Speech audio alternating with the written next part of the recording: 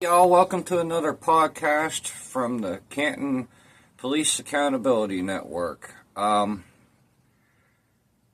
So, without further ado, we're just going to dive right into this. My first video is hilarious. To explain, I have two cameras. Not just the front and back of the one that's recording me when I record this stuff, but I also have another device that's on me. And occasionally I do catch stuff. For the sake of the comedy this is, the sheer comedy, I'm going to share this. I'm going to explain it after. Listen closely. Turn up the volume a hair.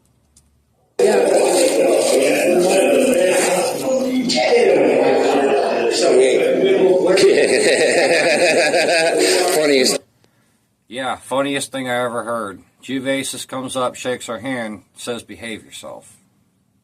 No, sir. I'm not exactly sure how to do that. Anyway, with that fun over, the data center people were at that meeting. This was for, I think it was April 6th. I have 7th and 6th marked. Let me make sure. Not even really. I think. Could it have been the 7th? Come on, Google Calendar. No, it was the 6th. I don't know why I marked the 7th. Okay, so this was for that.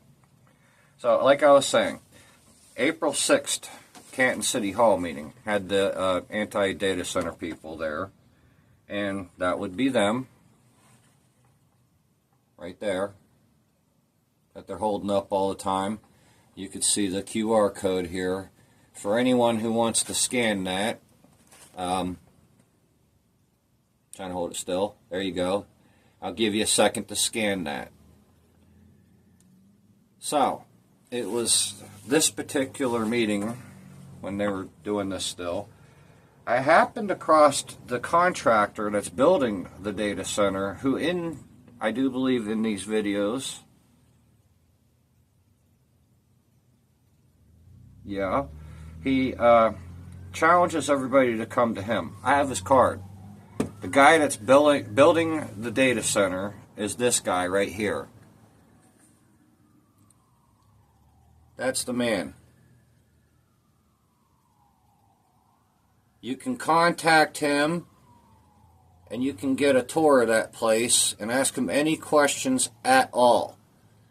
Now, if we're all going to city council to challenge our government, y'all can do the same for this guy.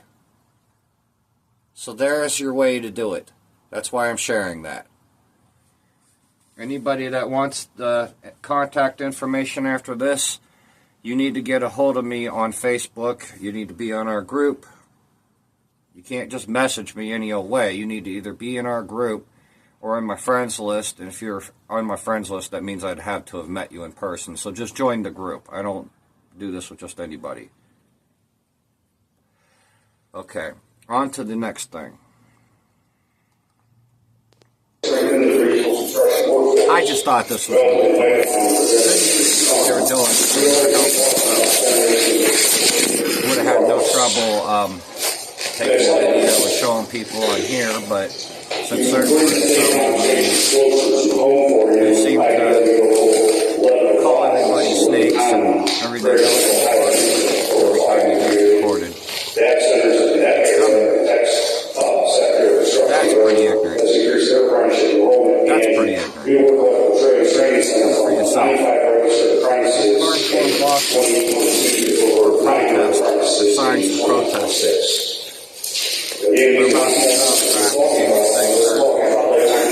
They don't want people like me supporting them or each other because we tell the truth.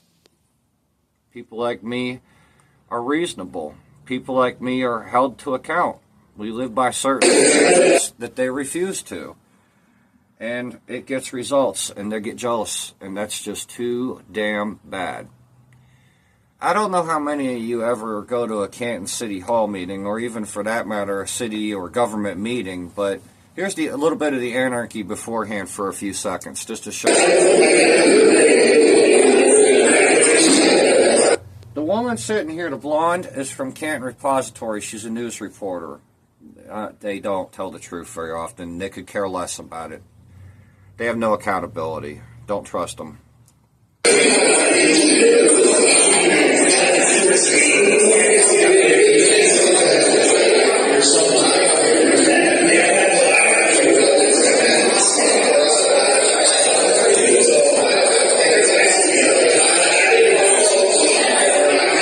You could see the camera moving because I'm still setting it up at this point. I just started it.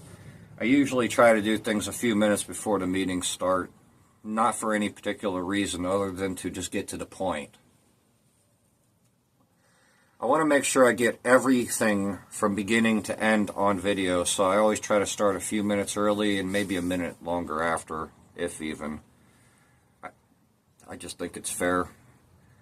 So, at 3 minutes and 30 seconds, the meeting starts.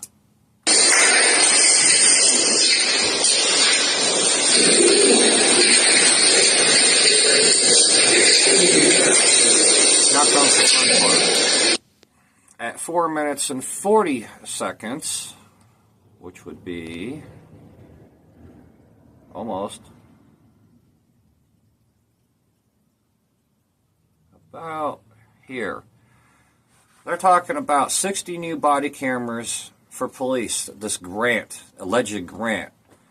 I don't know where the money's coming from, but I sure the hell would love to know. And I'd also like to know, is there an off switch for these things? I mean, because I wouldn't want them to be able to turn it off. They need to be able to use these and enforce these at all times, because they're getting away with way too much around here. I mean, everybody's records are getting messed up for everything in the worst possible ways.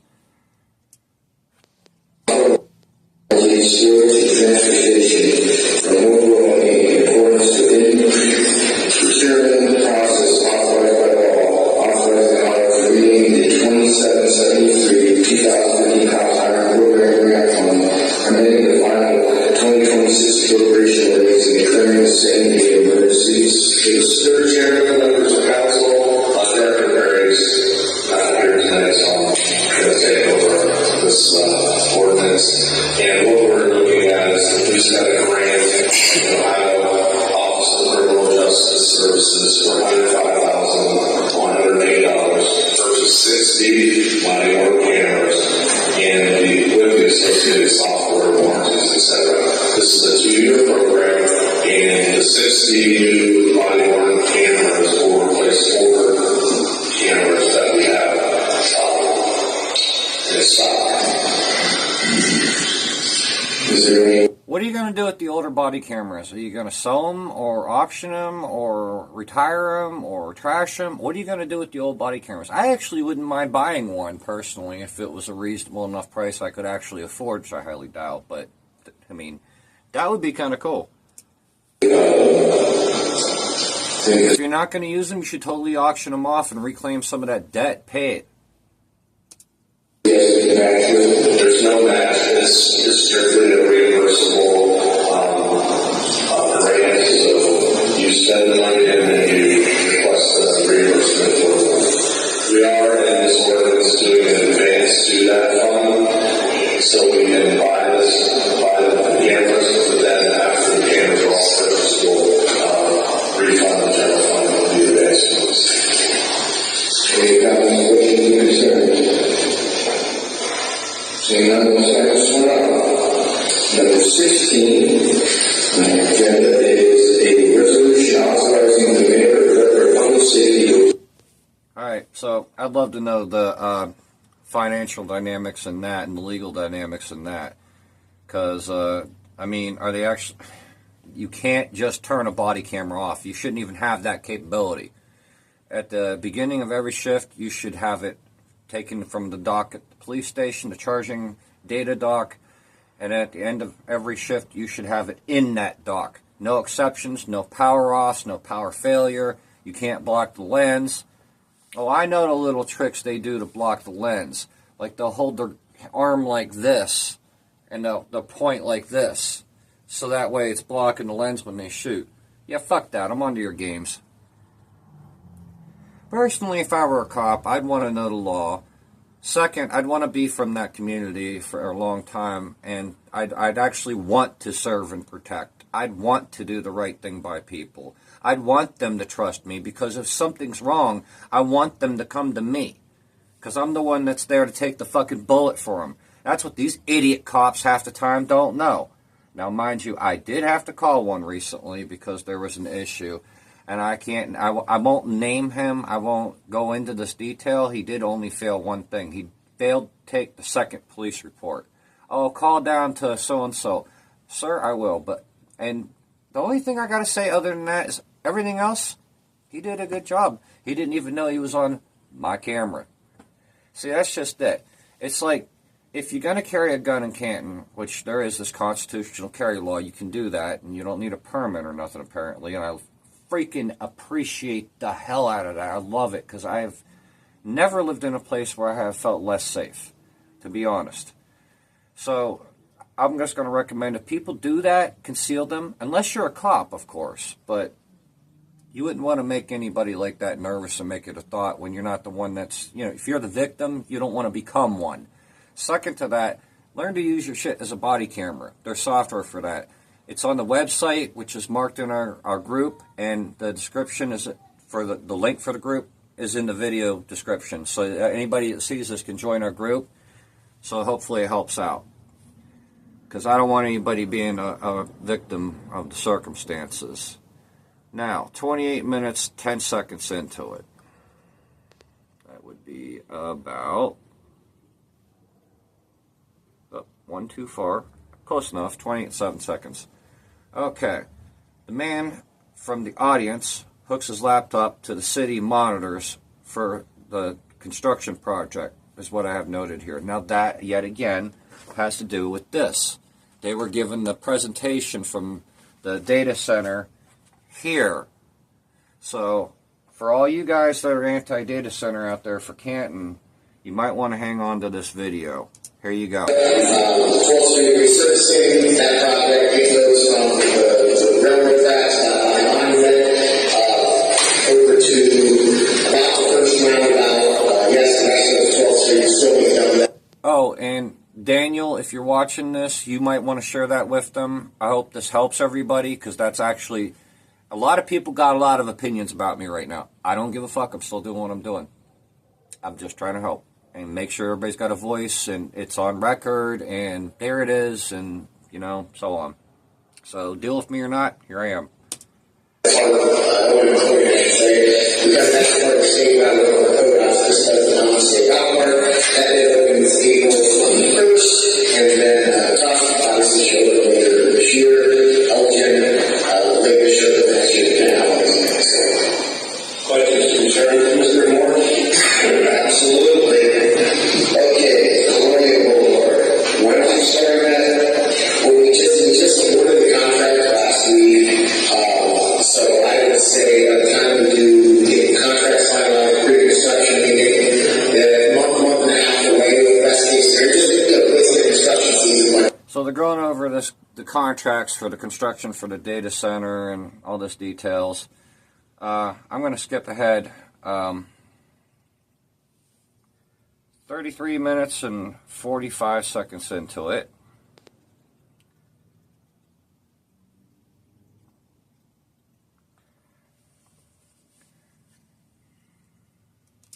About to see domestic terrorists walking.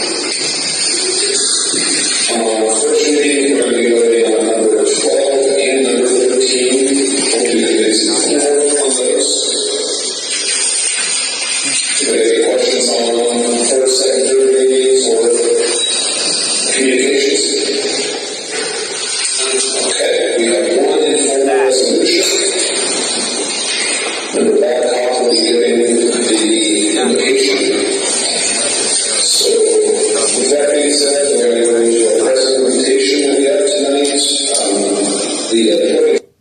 Don't care. Not associated.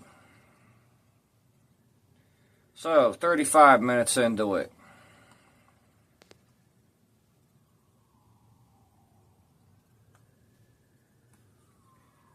Alright.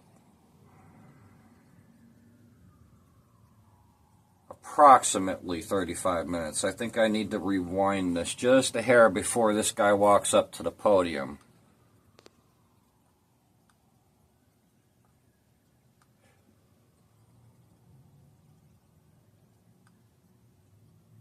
Yeah, right about there. That's fine. So, this is the construction company speaking about the development projects and jobs. They're building the data center. This is the guy that's the head foreman, apparently. The city and the county, where CEOs may not be deploying as many as they used to in this area. The military is suspected, and they are a wonderful path for kids. And that's also to enter the middle class. It is critically important we have development in this area that can be done by local workers. Make sure that money stays in this area. So they're going to be giving us a presentation, giving us where they're at, and where they're at, and where they're going. So that I will turn it over. Thank you. Council, C.P.A.N. Central Iowa Building Trades Construction Council, thank you for that. Please speak in front of you today.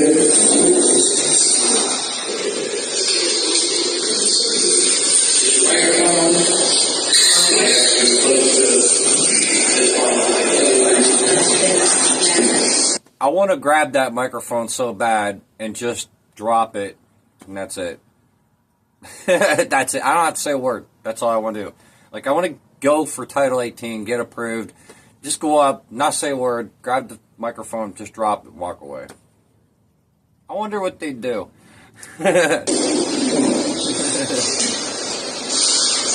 Joking, y'all. Lighten up. Please be at meeting on silence.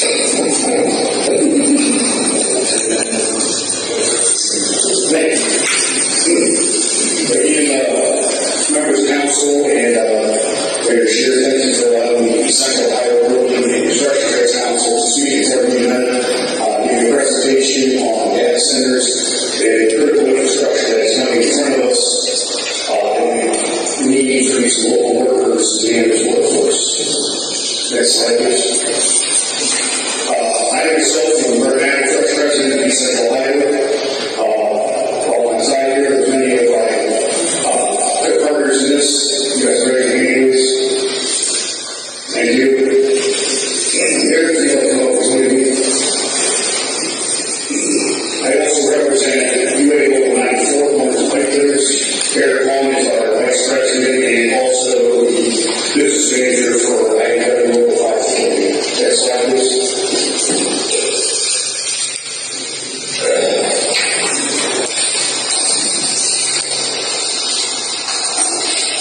So as you see, we represent roughly over 8,000 tradespeople and apprentices. We have 21 construction and union affiliates in our area and over 200 signatory contractors that we also work with day in and day out. Next slide, please.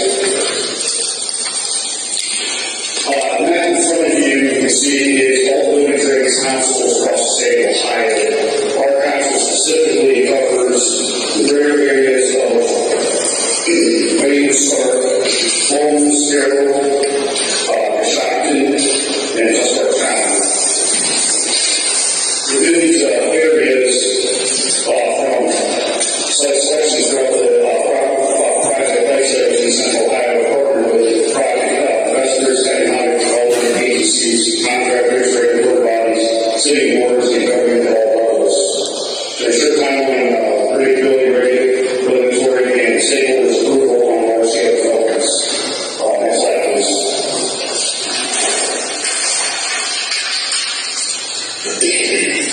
Technology and innovation. Major companies like Facebook, Amazon, and Amazon Central Iowa trade fields construct and maintain centralized data centers and cutting-edge IT facilities. Healthcare hospitals also utilize our tradespeople to specialized training team. Infectious disease protocols required to construct hospitals and healthcare environments.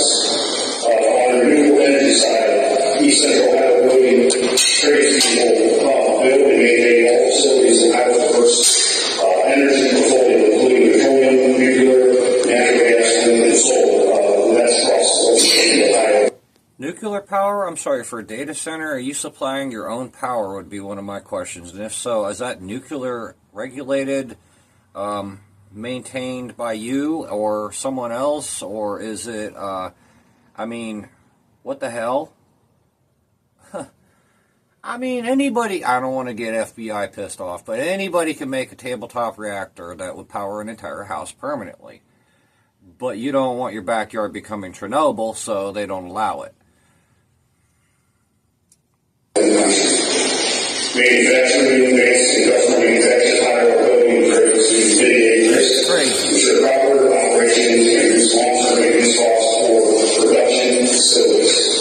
Higher education, use of trades people, build campus infrastructure, educational settings, delivering premium facilities at best value pricing and partnerships at public and private institutions. Sports and cultural, the ingredient in sports, marketing, and entertainment represent the high quality of our venue fields by giving trades people boost our local economy and quality of life. Next slide, please. Again, Central Ohio does represent the best of the range.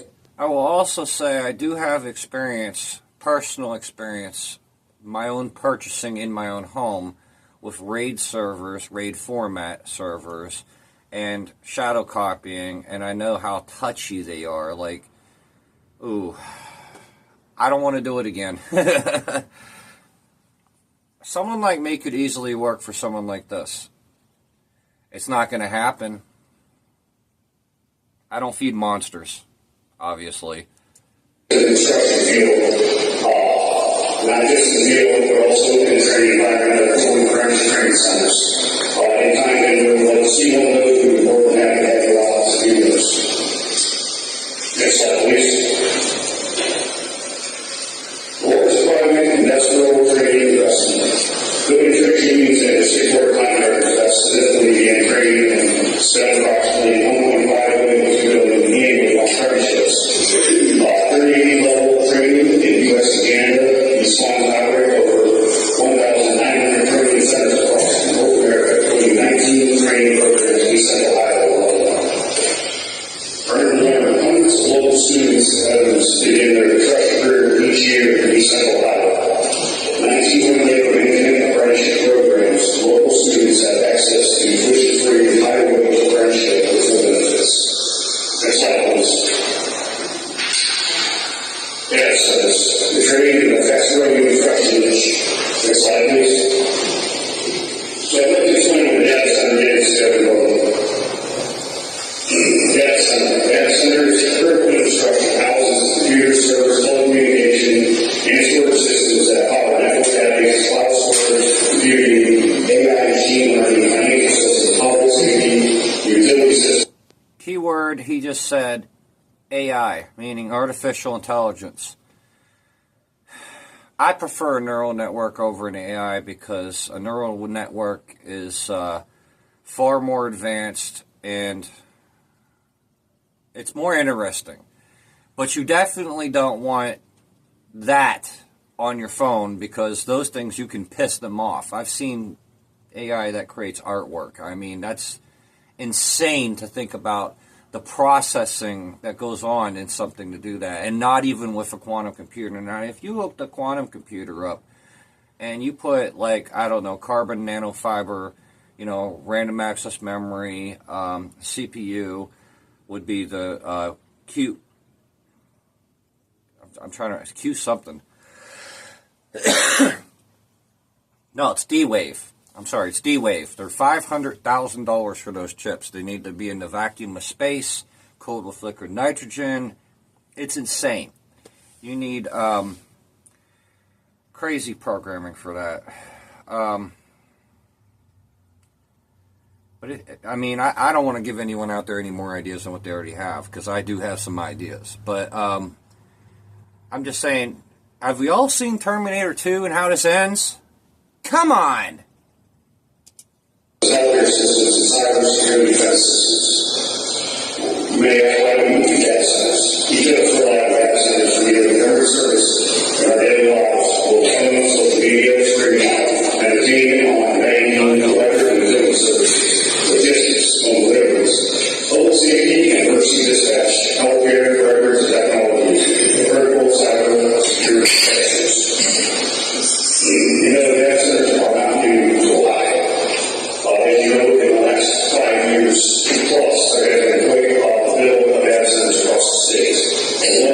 in Stark County, there is at least 3, I have no doubt at all that these guys showed up simply because people were protesting it so much, so adamantly, in every way possible, and meeting with the council, that probably the council people, someone on it, or several people on it, probably reached out to these guys to come in and speak about it so that everybody could find a way to meet in the middle. There's nothing that they're going to do on city council level at all to say no to these guys, which I find extremely dangerous, and I have moral issues with this. I have severe moral issues with the fact that but we need the business. Quit bankrupting the city. How about that? operational for some time. One was our data, legacy technologies, untainted technologies. New, this would be big here over national. But not only this, I can also say that 911 call centers for county is also a service that Texas is also grown for data centers. Next slide, please. I'm going to say it again because I mean it. The old woman right here in the lighter color shirt, next to the woman on the computer in the center of the whole shit show. The older woman, not the younger woman. The younger woman's running the computers. The older woman's doing the paperwork and reading all that stuff. As I understand, she's a minister, and I'm just going to say, ma'am, I'm sorry for the middle finger on my phone. I still feel bad about that. I honestly do. I don't want to take it to hell. Good evening, council. Good to see you all here tonight. So getting started with the different types of data centers that are out there today. There's an enterprise data center. So this would be a data center that just has one entity in it. A good example you can see here in the slide is J.P.Morgan. J.P. Morgan has a whole array of data centers that they use. They own, they operate them. They're the only ones that are in that data center. And they account for about 60% of the U.S. server energy consumption. Next slide, please. J.P. Morgan accounts for 60% of the data centers and energy consumption in the U.S.? What the fuck is J.P. Morgan doing?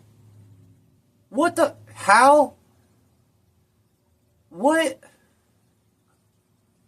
Huh? So the next one there, we've got co-location data centers. These are data centers that are going to have multiple customers in there. Like for instance, my office, we have a cloud-based network. We used to have our own network in the office, and that was cloud-based. So, that has moved to my office. Never trust a cloud. They have your information. Don't tell me they can't see it. Once you put it on the internet, it lives there in infamy. Remember that, y'all. Including this video. I hope it does. Into these co-location data centers, and right beside that, maybe another local business's server in there as well. And there's a whole bunch of different businesses that are going to make up a co-location data center. And they're about 22% of the worldwide data center capacity as of 2024. Next slide, please. So on the next slide there, we're looking at 8 edge data centers. Brett mentioned the 911 call center earlier. That's a good example of what those are. They're local hub for your 5G wireless networks, real-time content delivery, and they provide the Internet of Things. And the next slide, please. This is hyperscale data centers. These are the big ones.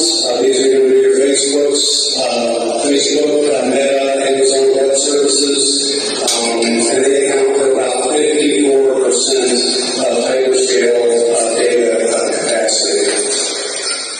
Next slide. So those are the different types of data centers.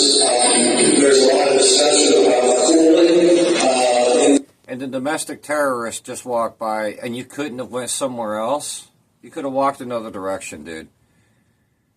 You knock my shit over, I'm getting the guard. That's all I'm saying. That's it. Data centers, how they use water, how the cooling system works. So I'm going to hand it off to a professional in that area. That's a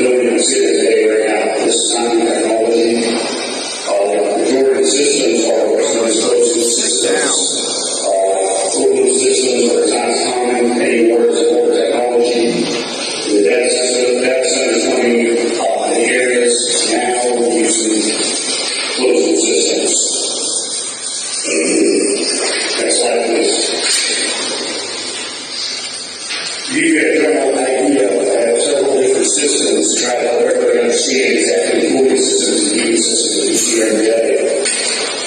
As far as other way home, you'll see 3 different versions of what you may see in your house. Out of those 3 versions, only one of those uses the refrigerator. The other 2 are boiler type systems, and in the boiler type systems, they are using water and reusing closing systems also, recycling water. Even the steam and whatnot, there is always some type of bailout water and different than any other cooling or heating system out there. If you look at the system below that, you'll see that results. You may wonder why I'm also getting involved in the system. Just like your car, it assumes using Freon and other types of specialized refrigerants to cool. It is being a closed system also. On your top left side of the correct system, back to that closed loop system idea, these are all based on the same principles. With HDA vents and so forth. Is the water loss? Yes, there is. There's negative water.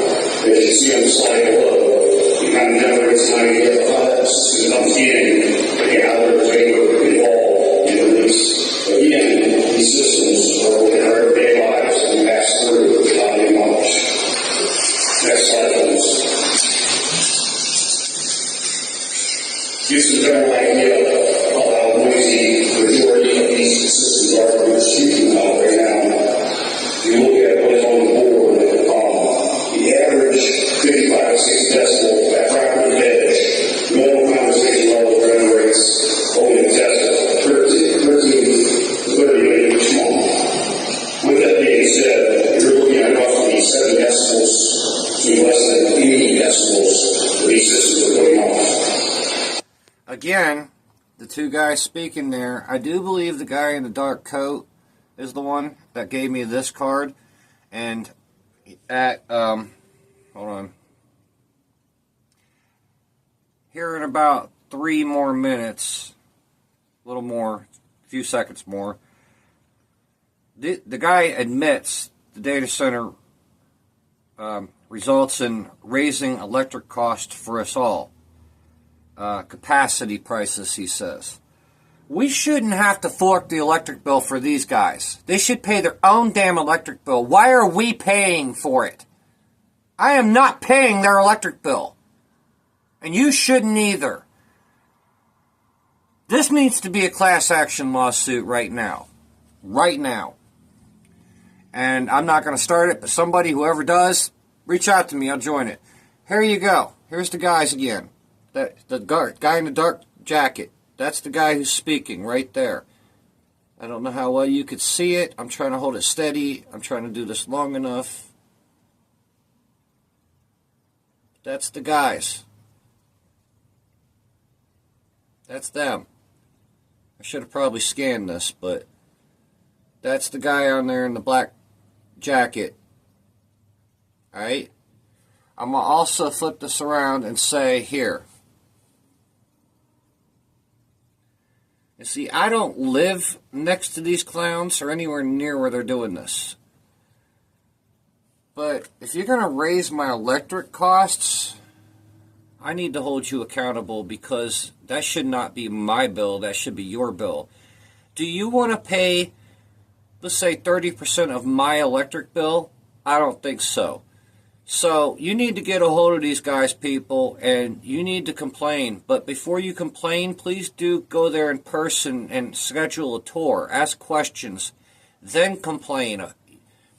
This whole show with the electric company is a whole other problem. And I'm glad a lot of these CEOs for like Penelec and stuff are getting indicted. They deserve it. I've seen a lot of shit where I come from with them, and they shouldn't be getting away with any of this stuff. We should not be footing the bill for these people. They should be paying for this themselves. So we really need to be so different than if you were in steel mill on the road, refinery, or so forth. Those systems may be a little louder to support things involved. But they're still the same systems that we're seeing every day that is keeping our systems running. Please, next slide. I understand there's a lot of concern with air quality in the city. Every industry has air quality issues and concerns. But the fact is, data centers are clear. You mean like the ionized lead and mercury and cadmium and other things from the fucking electronics, the water flow, and whatever. Do you even have chlorofluorocarbons in air conditioners in the Freon anymore? I don't know. Yes, their technology used in data centers eliminates 99% of emissions generated from the prairie. Generators are going to understand almost as long as you don't schedule time to ensure they're working. If you have a generator that's in systems that are used to establish, we have the ability to scan today in the hospitals we go to, or if you have your own generator in your house on that cloud. These are basic same systems just on a larger scale. Power rules, the increased electrical costs. You're correct. They're actually increased electrical costs. Bill price and fuel cost inflation is driven. It's not that simple.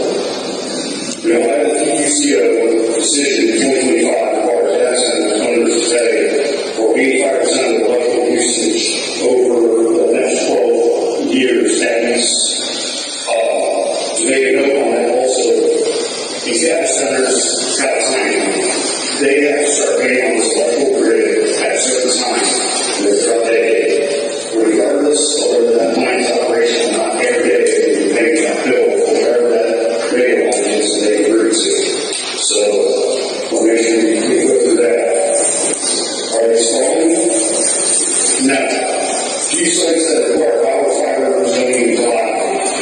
Each project that goes to frequency and then review what approval is not equal line approval. Just because you see one in an area is obviously more involved in what's going to be able to be built. This is no different than if a Taco Bell's to be built or a school's to be built. Each state is considered differently in each location for each building. Please, next slide. I guess before we move on, I just want to back up a minute about the water and just something that you can kind of relate to. Obviously, these data centers consume water, but your average data center actually consumes less.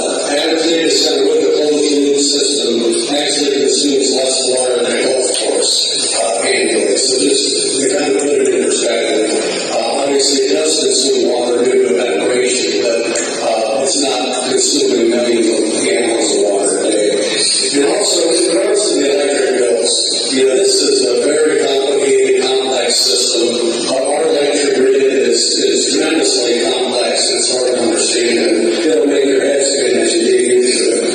And, Brett had brought up the fact that data centers do contribute to rising electric bills. Like, no one's arguing that. BJM, who's our RTO, obviously, we're the BGM region, and RTO is the regional transmission operator. They're like the air traffic controller for electricity. See, you just said it. It's going to cause all of us for our electric bills to go up having this here. Again, I ask, why should I have to... Better yet, let me put it like this. My neighbor next door, any one of you, why should you pay 20, 30% of my electric bill any more than I should yours? These idiots should be paying for this themselves. Not you, not me, not us. That's wrong. They control the flow of electricity in the geographical region. BJM's footprint is 13 states. It's basically from Ohio all the way down to North Carolina and quite a few states in between. There's 13 of them in the District of Columbia. So when the data centers put on the grid, it raises capacity prices at BJM auction. And obviously that, and then the utility companies purchase power for these power plants during the BJM auction. That raises the capacity prices for everybody in the BJM region. So if that data center's here in Canton or it's down in North Carolina, it's going to raise the capacity prices for everybody in the BJM region. It's not as if it goes out of town, it's not going to happen here. So,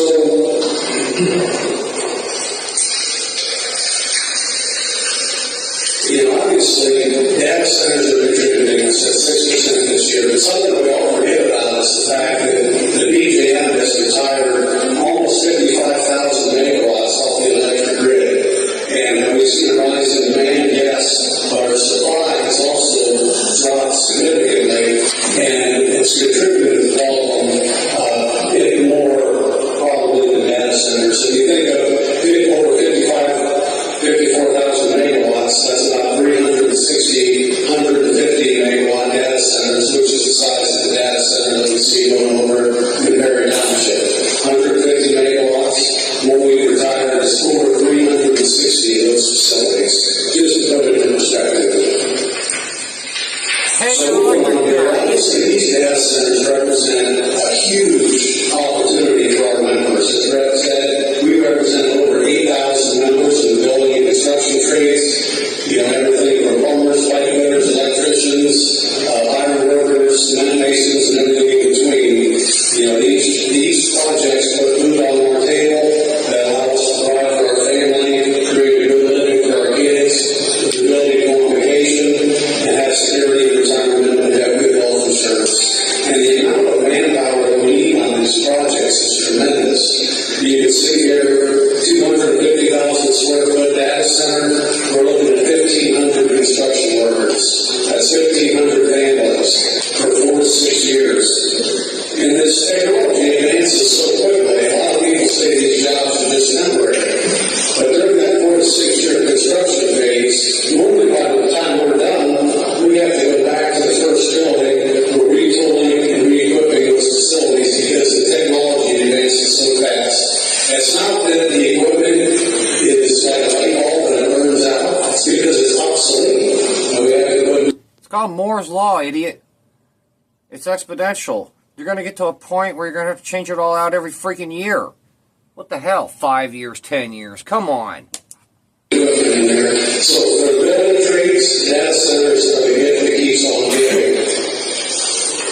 And right now in the state of Ohio, we have well over 10,000 construction workers currently working on data centers.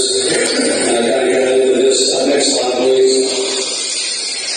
Again, these are not just temporary jobs. We're on time. We're not just temporary jobs.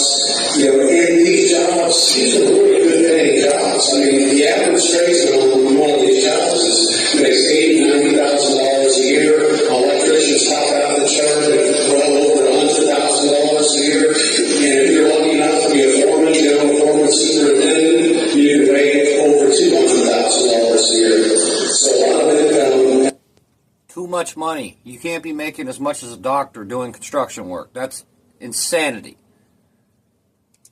Yeah, we're talking 1,500 of these individuals making very, very good income for a long period of time. Next slide, please.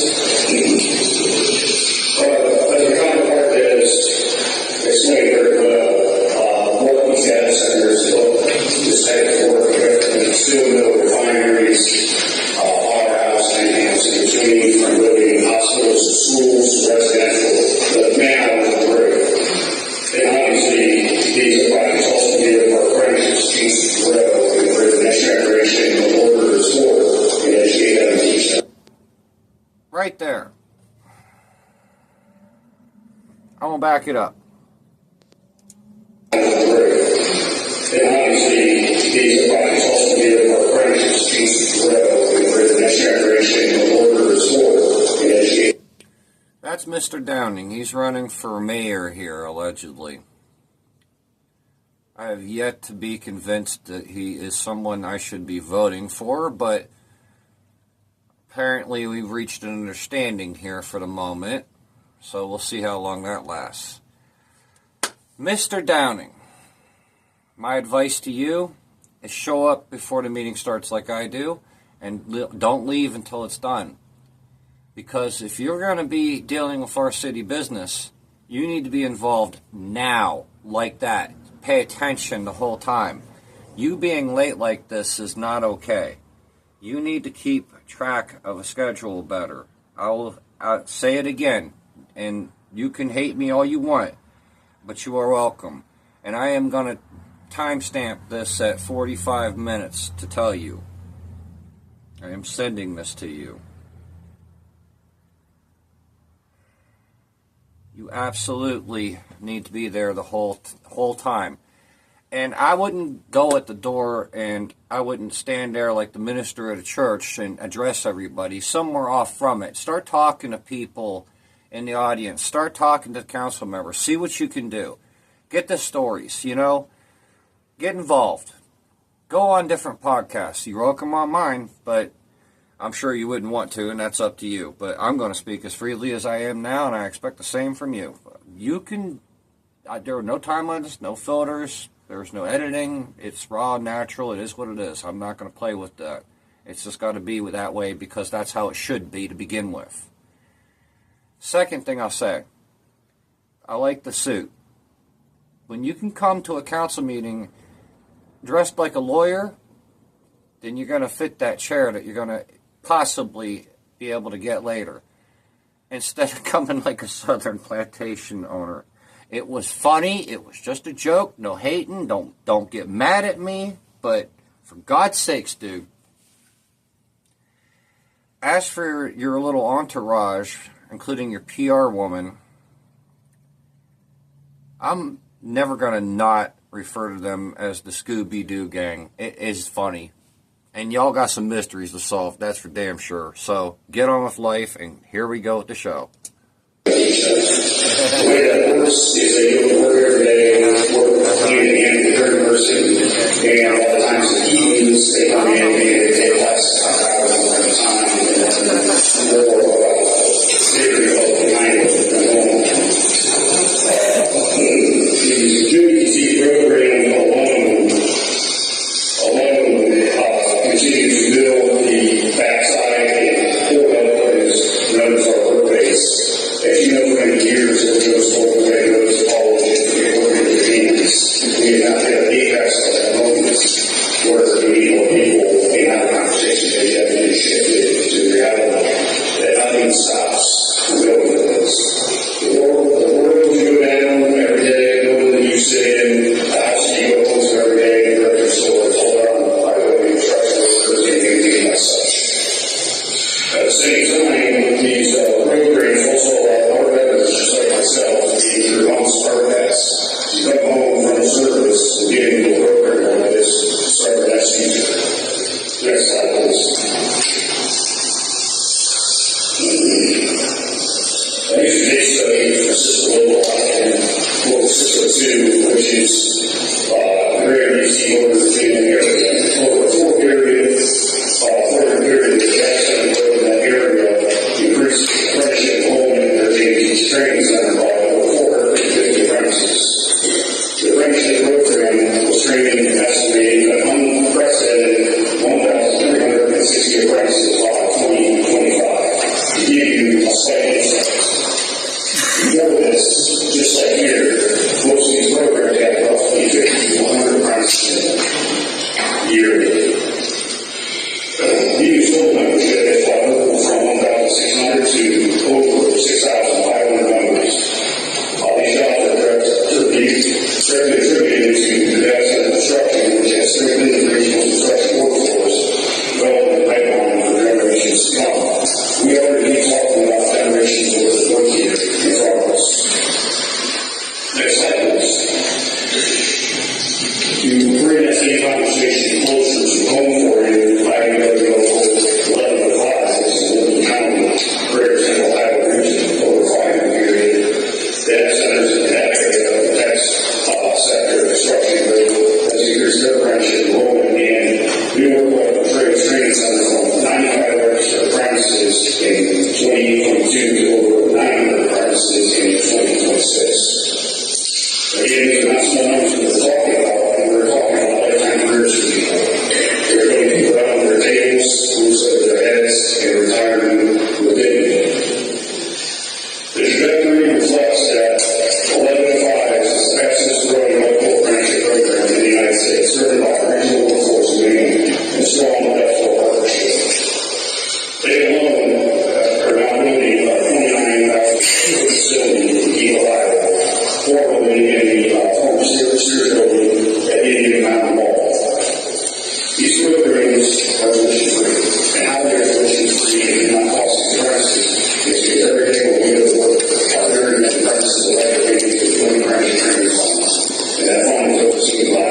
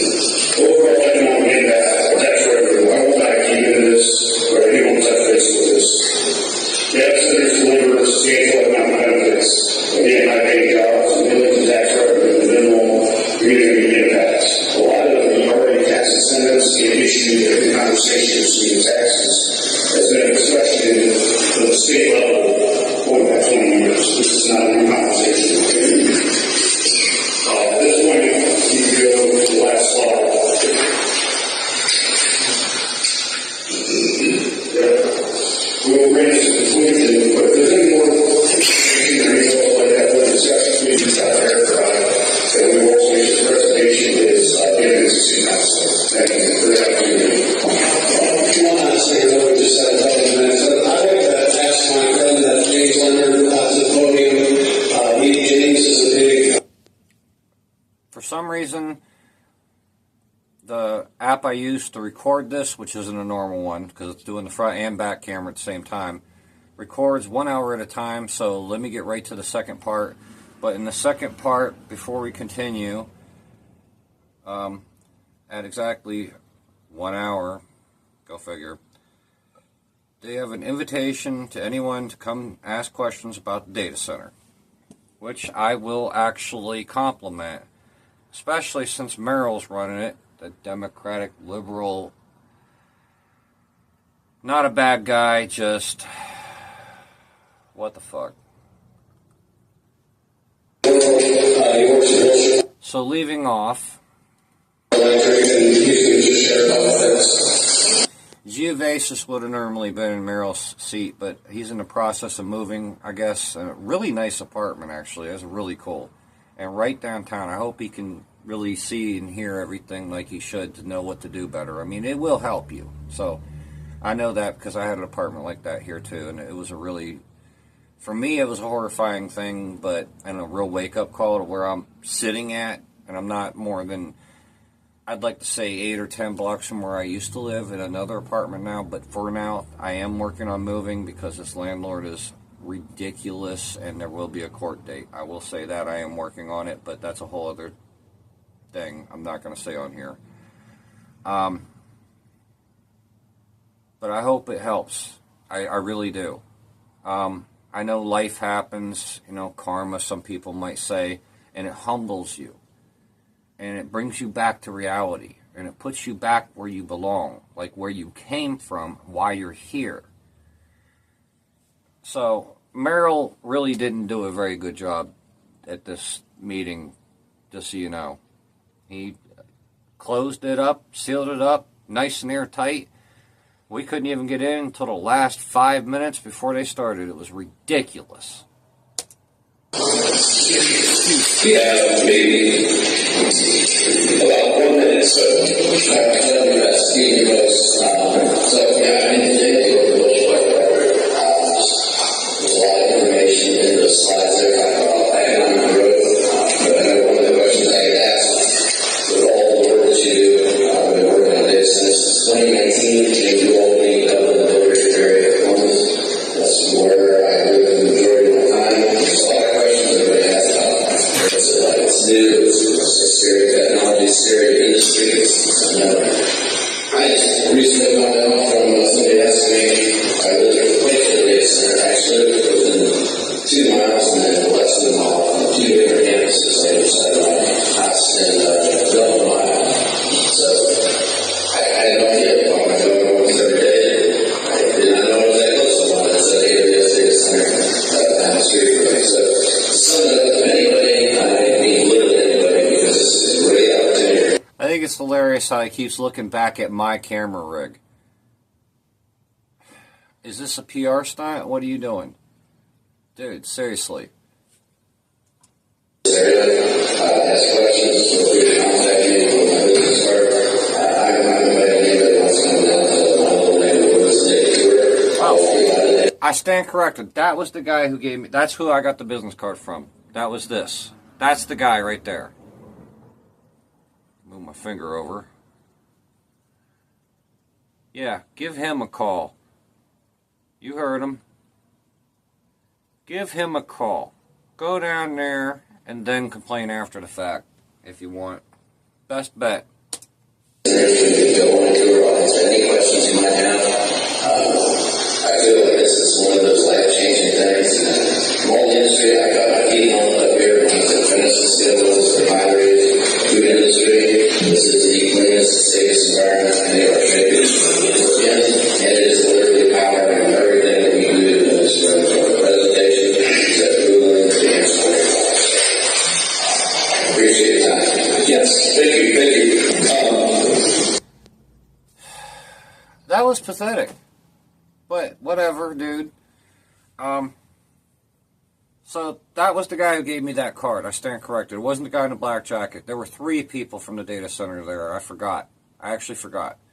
So my bad, corrected. my opinion, y'all should get in our group. The link to the group for this video for Facebook is in the description. And in the pinned area, it's not very long, but you'll have to go through it a little bit. It'll probably take you 5 or 10 minutes to find it.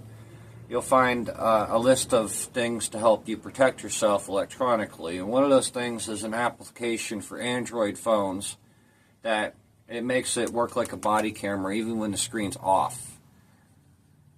And it won't stop recording until it either fills up with space or you tell it to stop recording. Put that in your front shirt pocket. Do your tour. I might. I'm thinking about it. Then complain. I think many of us have watched the data center that's been proposed, and that Perry and Stark County have approved the abatements for to move that project forward. So there's a third party in that agreement, being that we have a shed on that site, and that is the city. Alright, I've literally had enough of this. So, we go to about 4 minutes in, I think.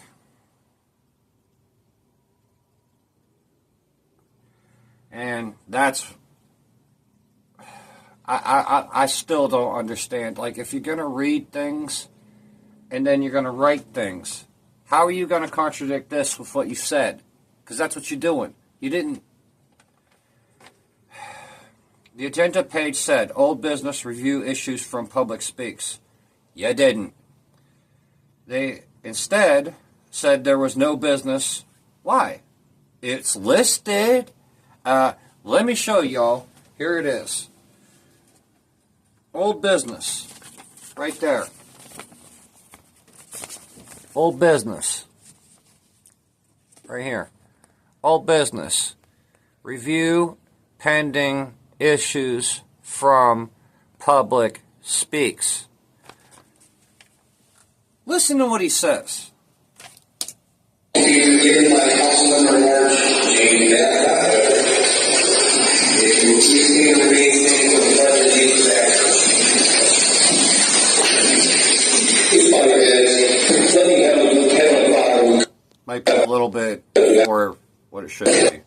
Hang on. This president moved to suspend Rule 22A to add second readings ordinances 14 through 28 and see this agenda. Second, it moved to second to suspend Rule 22A to add the second reading ordinance 14 through 28 on CP's agenda. Any remarks? Hearing none, roll call vote, please. Muriel? Babcock? Smucker? Cole? Bailey? Pembroke? Scavino? Smith? Fisher? Cooks? Stacker? Morris? 12 yeas, President. And what the hell is this clown show over here doing? Look at this shit. You would think anyone in the room with a camera you would want to see that to promote whatever the hell you're protesting. God forbid I should actually be willing to do that. Oh my God. We can't work together. Not my choice, it's theirs. That's called hate. Remember that, Mr. Not So Nicely. You're a hater. Hearing ordinances 14 through 28 are now being part of your agenda. We are now in the public hearing. We have none this evening. We'll go business leader Merrick. They just said it. They just said it. And what is this? I just showed you. That's bullshit.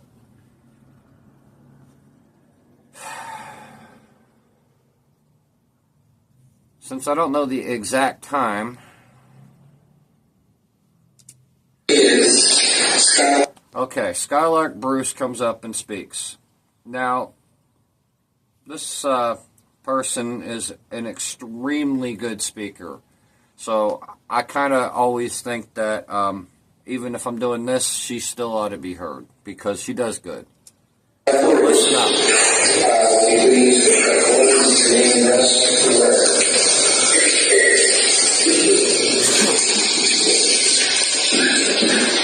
My name is Skylar Bruce, and I live at 2216 Follinger Avenue Northeast. I am speaking on item 12, which authorizes $12,700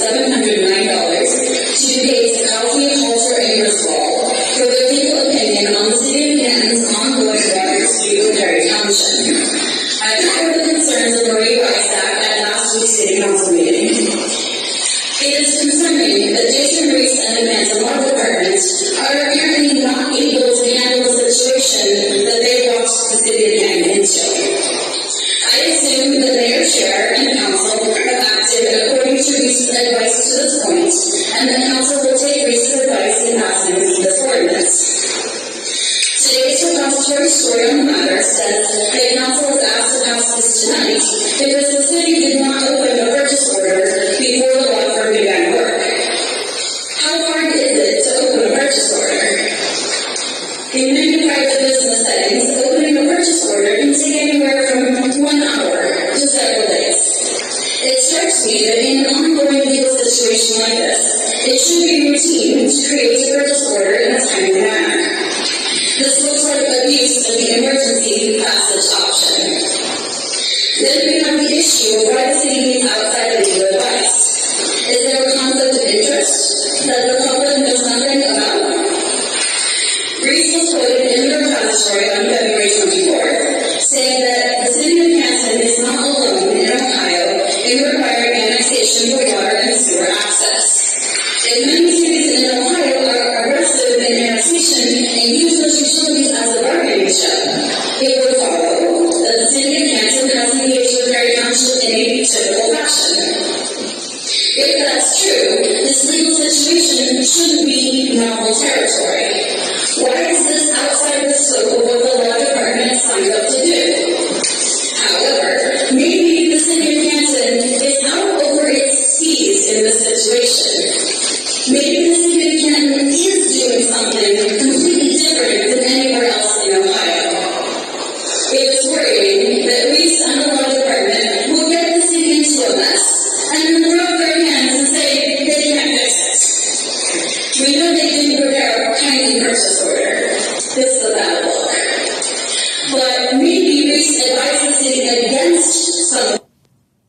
I just noticed it. I'm looking closer at it here on my laptop because it's connected to a big screen here. So I'm watching it down here and not up there. That's behind me. Laptop's in front of me. I'm controlling this with my laptop. That said, I stand corrected. It looks like Geovasis is there. It's the one after this week's. This was last week. I'll get to this week as soon as I can. But the one from this week that Meryl did, Meryl, are you a dictator, a Nazi? I mean, what's wrong with you? I know there's a few out-of-control people there, yeah. But we need time to get there and get in it and get prepared, and not 5 freaking minutes, dude. What the hell? Recent decisions. I can't say one way or the other, as I am not in executive sessions or other closed-door meetings, nor am I a lawyer. From my standpoint, it looks like that $12,000 would be better spent on our missing shower bus. Empowering our poor neighbors to take a shower is a much better use of both money and water.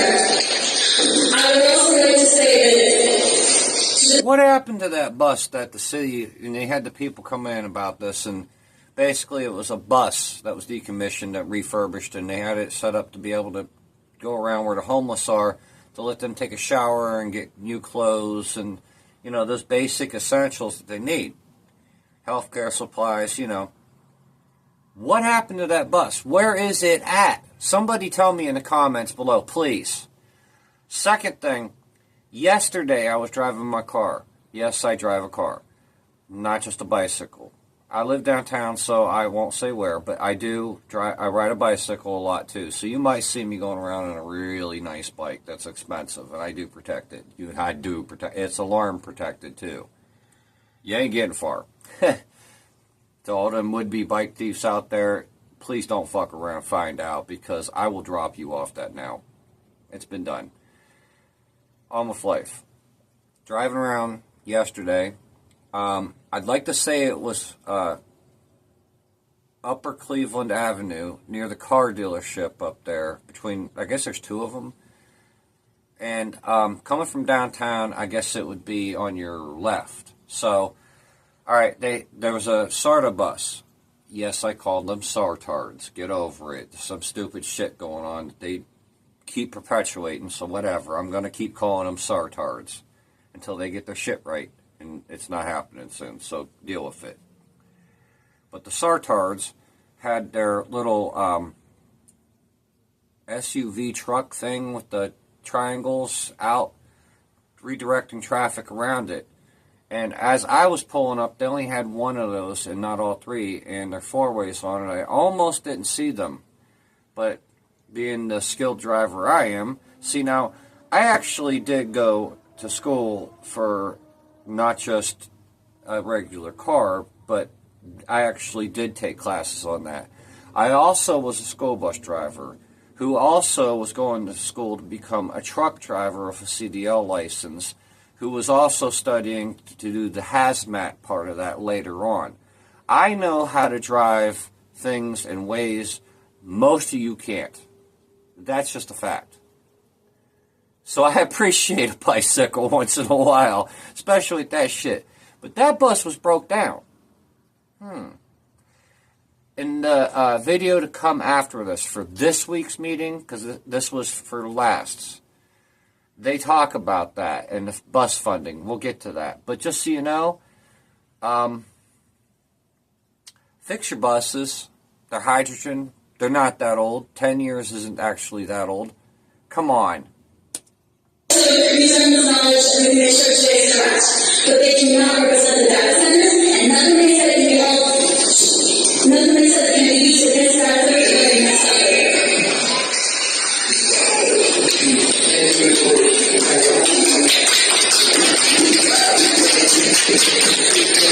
And I still say it.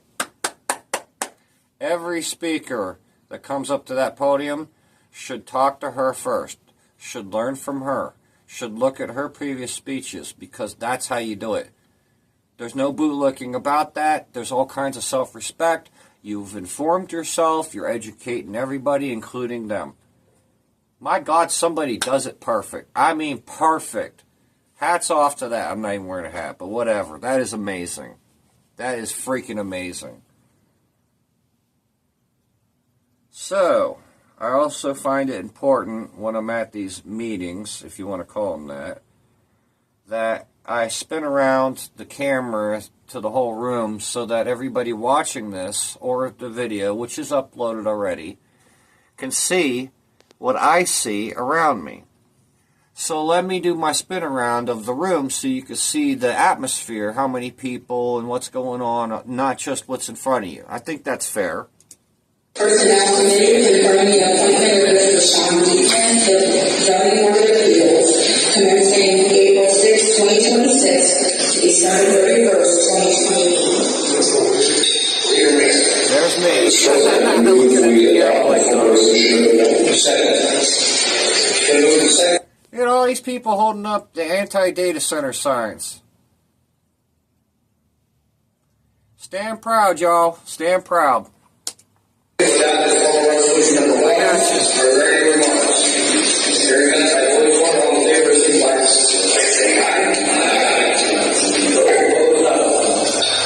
Pause it again. You see a bunch of them there too on the other side. Stand up for what you believe in. Anyone ever that sees me, I'll be obvious. I'll have the tripod. I'll be right in the middle there, straight through the row, kind of, any one of you that has anything to say to anyone, feel free to come up and ask and say it. But remember, you got to own your own words.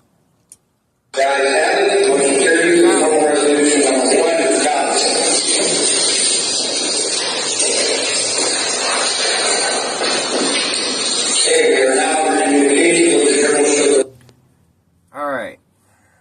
So, I'm not sure, because the timestamps are all screwed up.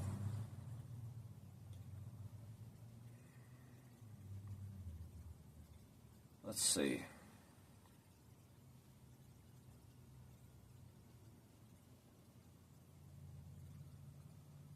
I think another 9 minutes into it.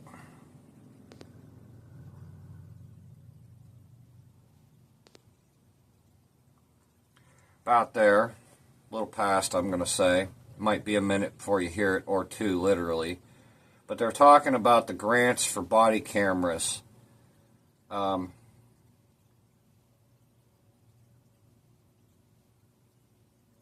know why I marked that time, but let's find out.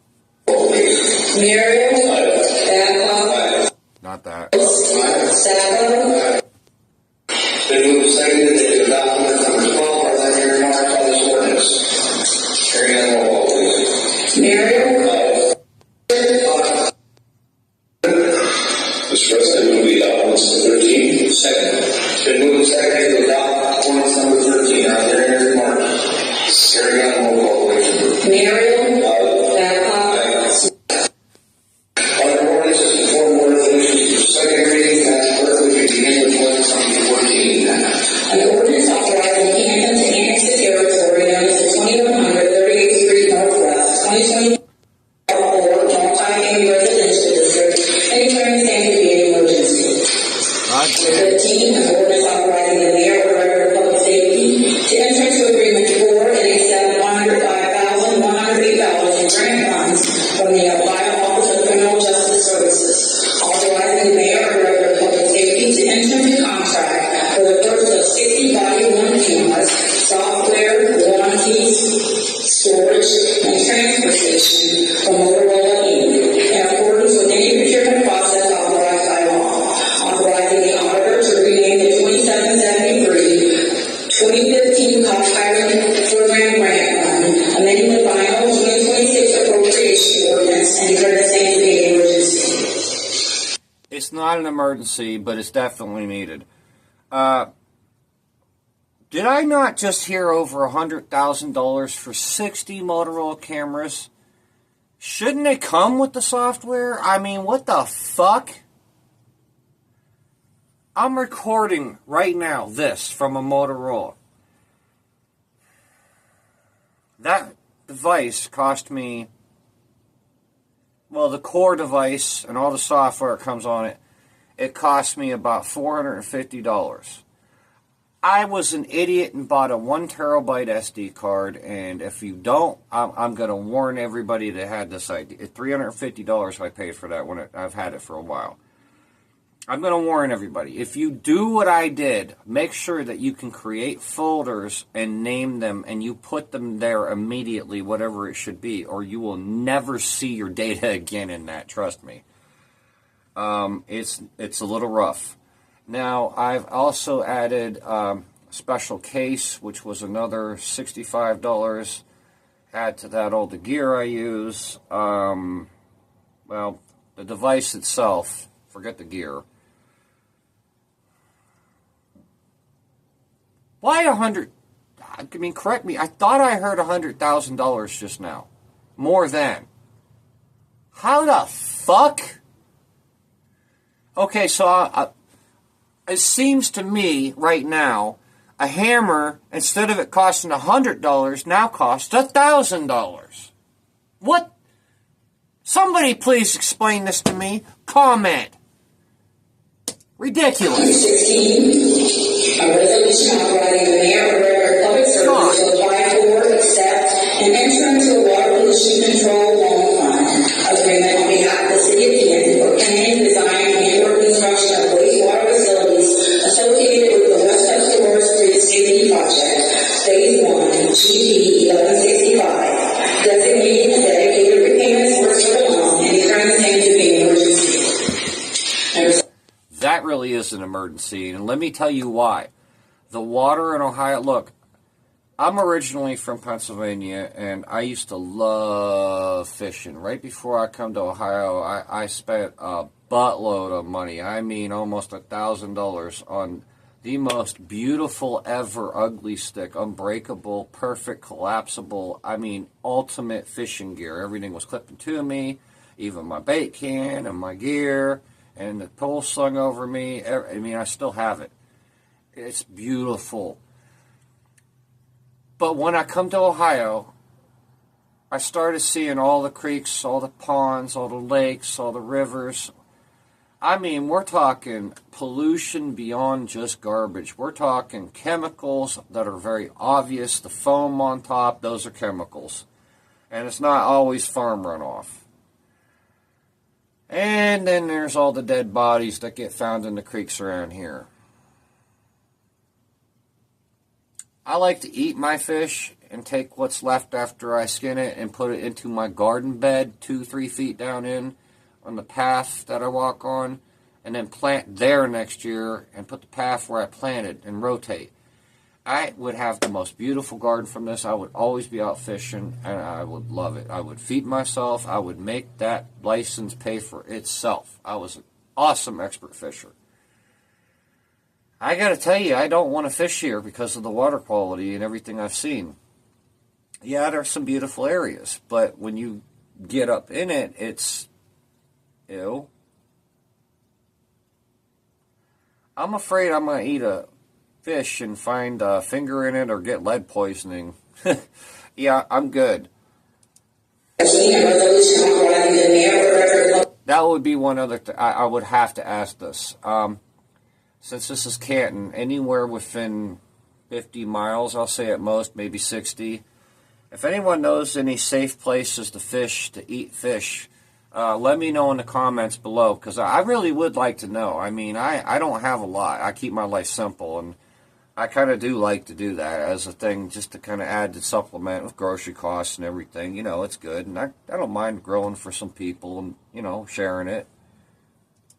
Service to apply for, accept, and enter into a water pollution control loan fund agreement on behalf of the city of Canton. The water's so horrible. Even the tap water. Oh my God. Planning, design, and/or construction of wastewater facilities associated with the Elgin Avenue Northwest Neighborhood Improvement Project, GB 1478, designating a dedicated repayment source for the loan and declaring this activating emergency. Number 18, a resolution authorizing the mayor or director of public service. I need to see something real quick, because there's a special place in this. Okay, it's not there yet. Hold on. 546, Sawyer Avenue Southwest, sanitary sewer replacement, GB 1380 project, designating a dedicated repayment source for the loan and declaring a state of emergency. Number 19, a resolution authorizing the mayor or director of public service to apply for, accept, and enter into a water pollution control loan fund agreement on behalf of the city of Canton for planning, design, and/or construction of wastewater facilities associated with the DeVar Road Southwest Trunk Sewer GB 1491 project, designating a dedicated repayment source for the loan and declaring the same to be an emergency. Number 20, a resolution authorizing the mayor or director of public service to apply for, accept, and Did you catch it? The C of this. You know what that is? Everybody's paying attention more now. Everybody's taking these and they're reading it and they're listening and they're watching and they're talking and they're doing. Good job, y'all. That's them doing this. At one point. Every one of them. Good job, y'all. That's what I'm talking about.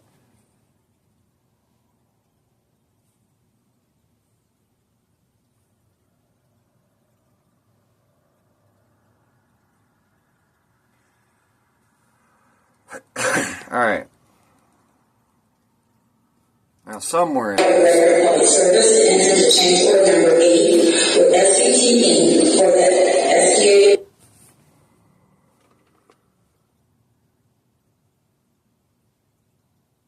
I'm not sure which one of these, so you can look for yourselves and find out. But you see, each one of these is the ordinances that they're reading right there. See that? Each one of these is the ordinances they're reading off. Let me make sure you can see it. All of this. Now, when she reads these, I've been noticing, we'll take number 25 here, for example. All right, let me hold this closer so y'all could see it, because I could see myself, which is important when you're doing this stuff. So anyone that's copycatting me has a chance. Fold the sheet from the meeting so I can give it a better example. Let's say she was reading these two ordinances here. She might read this whole ordinance here, but she's only reading half of what's wrote here. She's not reading the full ordinance. Now, I know that the people on the desks up there have these too. I know that all those council members, the mayor, the safety director, everybody, all of them, the planning person, I know they all have this.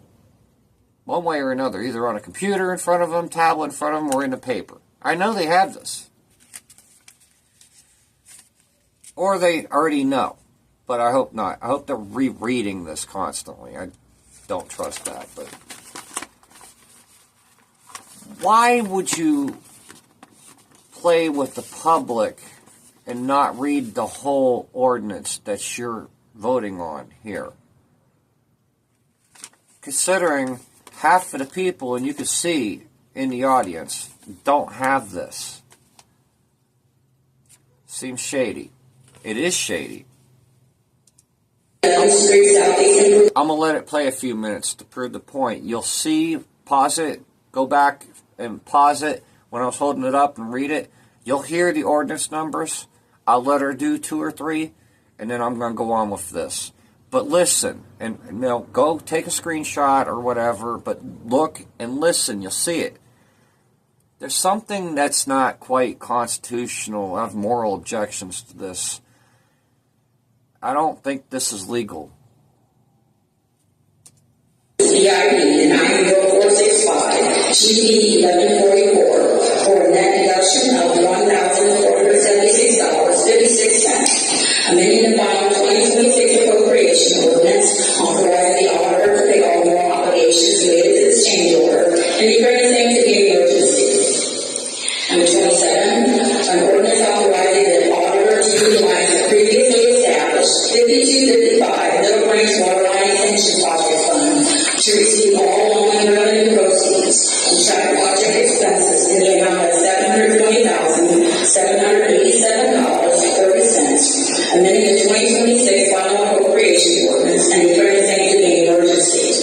Number 28, an ordinance authorizing the auditor to create a 4527 Colonial Boulevard Phase 2 GP 1428 Project Fund.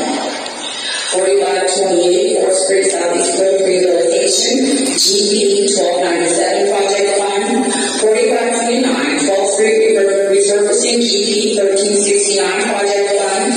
5447 West Duff Street, Safety Project Phase 1, GP 1165 Project Fund. And 5448 Elgin Avenue Northwest Neighborhood Improvement Project, GP 1478 Fund. Amending the I stand corrected. It's this one. Right here. But it's the same thing I'm saying. You could hear it at the wrong paper. This is the one. That's the one that says it right there. You can see for yourself. She's not reading all these in full. But this is the right paper. My bad. Fixed. This is actually this week's. Yeah, April 13th. My bad. That's the one I was using. This one is for April 6th. So, there you go. 26 final appropriation ordinance and declaring the same to be an emergency. Mr. President. Thank you, Madam Clerk. Mr. President, I move we set statutory rules on ordinance 28. Second. Alright, right there I gotta ask. What the hell are the statutory rules on 28? What? Here we go. Oh, we can just say, if they're council, apparently they could choose the laws they want to abide by. How the fuck is that not tyranny? Somebody want to explain that to me? You know, I don't like this. It's unsettling.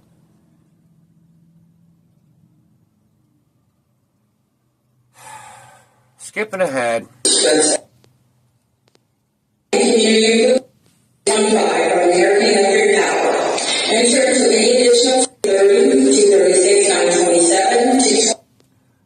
Alright, I want to know exactly what the fuck is AEP doing there. That's not clear. 702 and 221-615 from American Electric Power. In terms of any additional contract, take the necessary steps to acquire parcels and enter into a lease agreement with Canton Community Improvement Corporation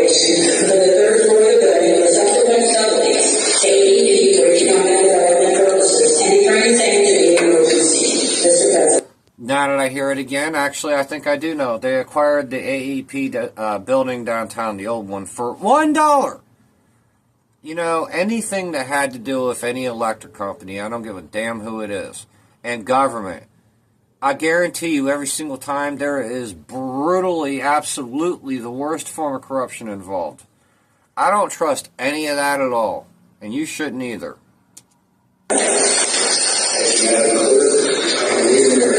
Mr. President, I move the allowance of $29.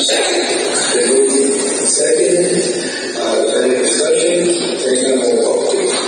Merrill, Babcock, Smuggler, Cole, Bailey, Kimbrough, Scaglia.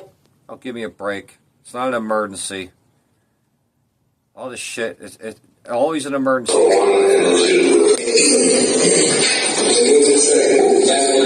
Alright, so in this next part, you're going to hear the council member address data center people, and I'm going to show you the card again. 2026. Hearing no other comments, signify by saying aye. Aye. Those opposed, no. Ayes have it here. Mr. President, I move we adopt ordinance 31 as amended. Second. Been moved and seconded to adopt ordinance 52/2026 as amended. Are there any remarks? Hearing none, roll call, please. Merrill, As amended is adopted. We're now under announcements of meetings. Our next meeting will be April 13th at 2026. The meeting will begin at 6:45 p.m. Finance Chairman, Mr. Sexton. Finance meeting April 13th at 6:45 p.m. Thank you. Our now for city announcements. Our chairman, city announcements.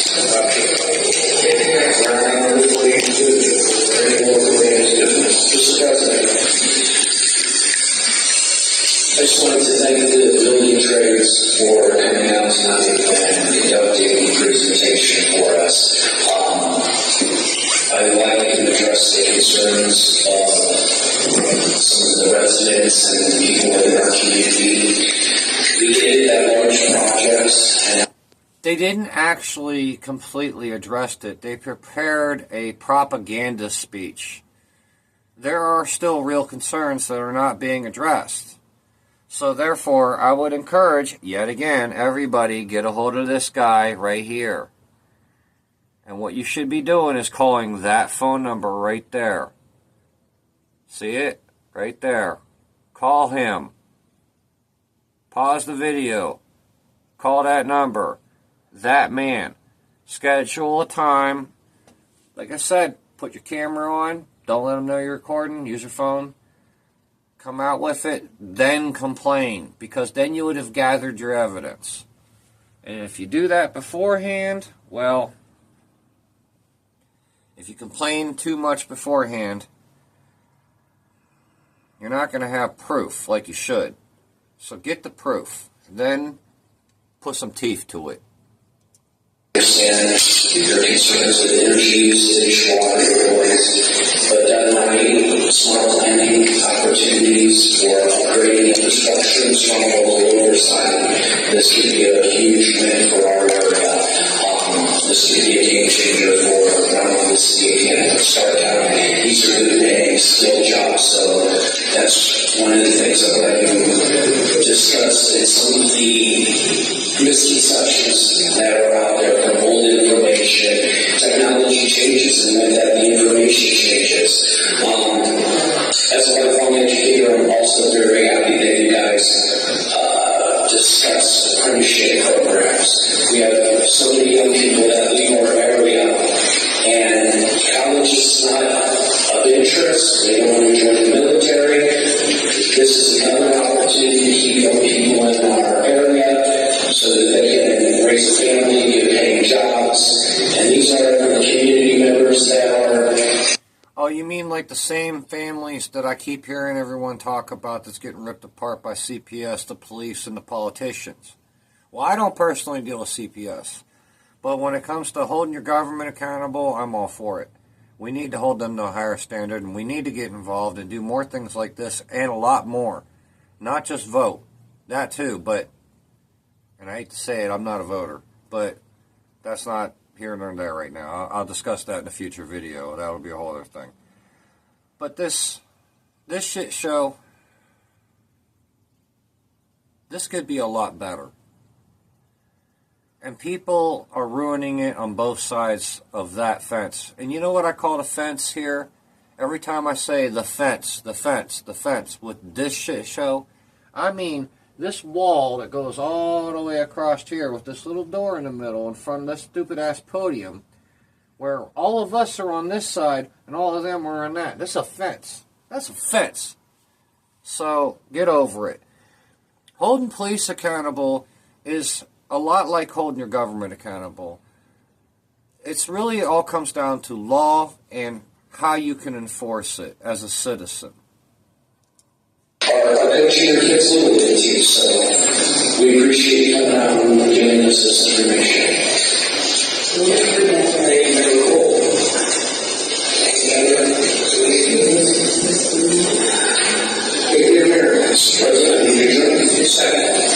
And that was pretty much the end of the meeting. Right there. That's pretty much it. So, before I conclude this week's podcast, which there might be another as soon as I get a chance, might be 2 this week, we'll see still. I got to get ahead more. I've been a little behind. Got a lot going on in my personal life, but I'll get there. But before I conclude this podcast, I want to remind everybody in this that's seeing this that this is not an anti-police situation. This is not an anti-police, not an anti-government thing even. It's all about accountability. All right? When we can prove what happened, and we can know the law, and you know your rights, and you know how to handle the situation, and they still do it, and then you know how to proceed, that's a big step in making change also. That's important to understand and to do and to learn.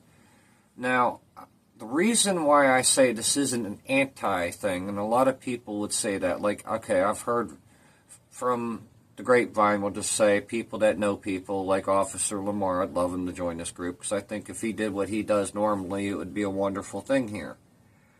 He could answer questions from people and just do and be what he is. It's not a problem. He's not a bad guy. He's pretty cool. I kind of like that one. He's a very good example to the city. I think a lot of cops don't know how to do that, and I can understand that. And yeah, we all want to go home to our families at the end of the day if we're doing whatever the hell we're doing in the world, including them. But you got to remember, they're human too. And we all come from the communities that we're in, this community, whatever. We're them. It starts at home. We need to be better people, and it's going to take a long time before that's getting seen in the police and the government. But we need to start at home. We need to start learning how to be better people and put down a lot of this hate and this vitriol. And it's okay to disagree. It's not okay to, go off and be an idiot and be violent, and shoot somebody and blah, blah, blah, stuff like that. I think it's important to realize that there are a lot of bad cops out there. For example, yes, that's true. The good cops don't say anything because it's like that blue line what they always talk about. Once they cross that, which that usually does, and I'm not making excuses for any of it, by no means, because I don't like this either, but from what I understand, from what I've heard, from what I've noticed, when they speak up, they get laid off. They don't have the good cops anymore. And slowly, over time, they get from maybe 40 hours a week down to 2 or 4. And that's ridiculous. That's unacceptable, but that's what they do. So they're afraid to speak up a lot of the times because they're afraid of the consequences. And I heard one of the local politicians say, and I'll leave his name anonymous, why didn't y'all just do like in the military of the sock and the bar of soap when they sleep in the middle of the night, when they all made you do the whole platoon had to do toothbrushes and scrub the latrine, and they woke them up like that. Why don't all you good cops do that to the bad cops if nothing else works? try everything else first. I'm all for the process. But when it all comes down to it and you have nothing left, maybe you should think about that. There's going to come a day where there's going to be more of us, and we're just going to be something more than just pissed in a riot. There's going to be a civil war in this country at some point. History repeats. We've had 2 world wars. We only had 1 civil war. Wait, it's coming. I'm banking on it. So, till next time, y'all.